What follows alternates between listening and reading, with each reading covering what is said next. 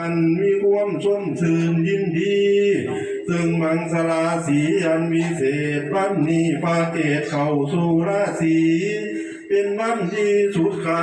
ดอินทภาพพร้อมใจยังทั้งระวังขาดคู่พร้อมกันอยู่สอนร้อนอาชีพจรจันทร์ลึกอันท่านถือมหาภัย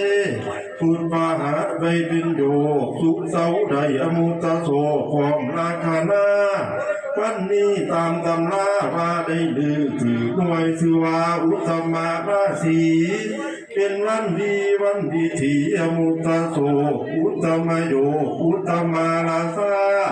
อุตตมาสยาอุตตมาเศรษฐาวันนี้เป็นวันราภาอันล้ำเลิศประเสริฐแก้วมุ่งคุณคุณแผนดีแสงแล้วว่าควรแก้วโยกย่อมามีสังเท้าพญาเสนาและมาตาป่าพร้อมหมู่มวลมาทั้งลุงตาและพ่อแม่ทั้งเต่าแก่และวงศาพี่น้องมาพร้อมสอนร้อนกันทั่วหน้าไหลหลังเทมาทั้งหญิงชายและสาวบ่าวใจคืดอาวยินดีเพื่อจักไปสีเจ้านาเจ้าจักได้พัดพาของเคหา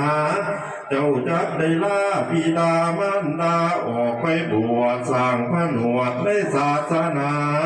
เจ้าก็คิดเห็นสังขาราเป็นทุกขังอนิจจังอนัตตาบ่มันเที่ยง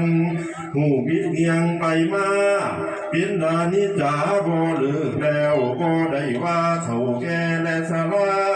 หูบังเกิดโลกาและพายาก็ได้ขาดจากโมรณาเจ้าก็คิดเห็นคุณบิดามารดาได้เลี้ยงมาแสนยากเลี้ยงลำบากทุกวันคืนแต่อยู่ในอุทธรท้องแม่ลำบากแท้หึง